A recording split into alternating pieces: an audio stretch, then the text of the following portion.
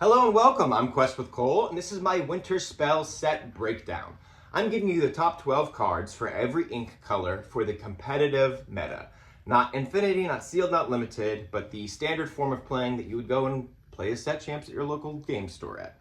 Starting at number 1, being the best or most impactful card coming to the meta from Winterspell, and moving my way down to number 12, along with some honorable mention shoutouts here at the end. Starting at number 1, my first top pick for Ruby, which I don't think Ruby got quite as good as cards as other sets. But number 1, nonetheless, is Marching Off to Battle, Action Song. Great card. Ruby needed some more card draw. Here it is. They said, you want card draw? Here you go. If a character is banished, you get to draw 2 cards. It is a 4-cost song, and it is inkable, so good. I do wish it cost 1 less, but still very, very strong card. Coming in at slot number 2, Copper, On the Scent, Rush, Reckless, Big Boy. I think he's like 8'6". Comes in taking out stuff. Amazing. Awesome. Coming in at slot number 3, Scrooge McDuck, Ebenezer Scrooge. This guy, mean. He can be very, very, very, very mean. That's all I'll say. Read this card, then read him again, then pray you don't have to play against this card. Very fun to build around. He's uninkable, but worth it with that lore ability. Just quite crazy. Coming in at slot number 4, Grab Your Bow, some removal, a 5-drop uninkable song that allows you to banish two chosen characters, 2 attack or less. It's kind of like Dogfight. It's just you only get rid of those little characters you're trying to quest away with fast. Anti-aggro. I love to see it. Love to see some balances to Ruby, getting them some more fun removal, which is what they're supposed to be doing. Coming in at slot number 5, Olaf, Snowman of Action.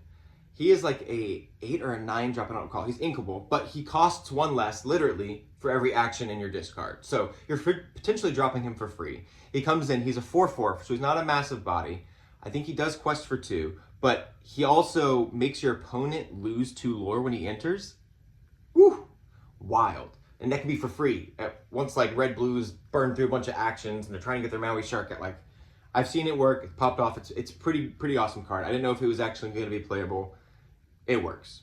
Coming in at slot number 6, Negaduck, Public Enemy number 1. He is the awesome Floodborn. They can shift onto the smaller one and has some lore drain, kind of like that Chapter 1 Aladdin. Pretty awesome card. Love the flavor on that card as well. As also the big fans of Darkwing Duck. I actually don't think he's Public Enemy number 1. I think he's Public Enemy number 2. But anyway, splitting hairs. Coming into slot number 7 is Nani's Payback, an action that is an inkable 4-drop that allows you to drain your opponent lore for as much damage as you has on a character, and then you get to draw a card, so it replaces itself. Solid card. I think you'll see this played in some decks as well. Coming in at slot number 8, Slushy, Glacial Guster. I believe he is a 4-drop. He is a 5/5 evasive. Pretty crazy big boy here. Uninkable, but still pretty good. I think you'll see him in flex spots. I think the evasive matters. The body of that size is important too. That extra 1 willpower, if you will. Coming in at slot number 9, Scrooge McDuck, Ghostly Ebenezer. This is uninkable with boost 1 that gives him +1 attack and +1 health every time you boost him. But you only can boost him once per turn. But let me tell you guys, he'll just sit there. They'll keep boosting him. They'll like take out something. They'll remove the damage. They'll like he's good. I think he should maybe even be higher on this list. He's good. Coming in slot number 10, Elsa, Ice Artisan, the legendary that has the shift line, that has an awesome location ability. I think the location ability is less relevant. I think the shift line is very important for this character with its stat line, as well as inkable, and there's so many different Elsas out there. I think that you could have an Elsa build purely off of like Elsa's, Anna's, and like stuff from the Frozen movie that's like actually relevant and pretty good. So that's why this card is number 10. Coming in slot number 11, Goofy, Klexi Skier, the 3-drop uninkable, who has the ability that allows you to exert him, to banish himself, to banish chosen character. I think it's good. I don't think it gets the reward. It would be a little higher on my list if he was inkable. He would chef's kiss, but again, uninkable. Ruby has a lot of uninkables they need to run already. Coming in slot number 12, Mulan, Ready for Battle. I think this card's so interesting. It's a 4-drop inkable that has 2 different stipulations that costs 1 less if one thing and 1 less if one thing. I think the second ability is if you have a character 5 attack or more, it costs 1 less.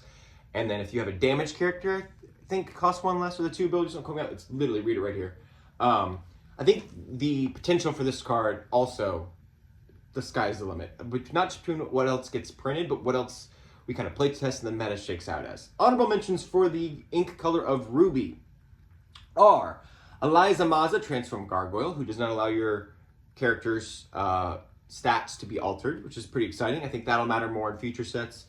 The other honorable mention, the Negaduck, Evil Doppelganger, the 2-drop 4/2. He's the shift target for the public enemy. As well as Willie the Giant, the Ghost of Christmas Present, the rare. He is a 7/7. I think he quests for 1 or 2, and I'll put it right here. He can't challenge or quest or thing until you boost him, and his boost is 3, if I remember correctly. So I think potential for that card as well. I think you can cheat him out early with a couple different decks and maybe take advantage of his ability. And that is my set review for the ink color of Ruby for Winterspell.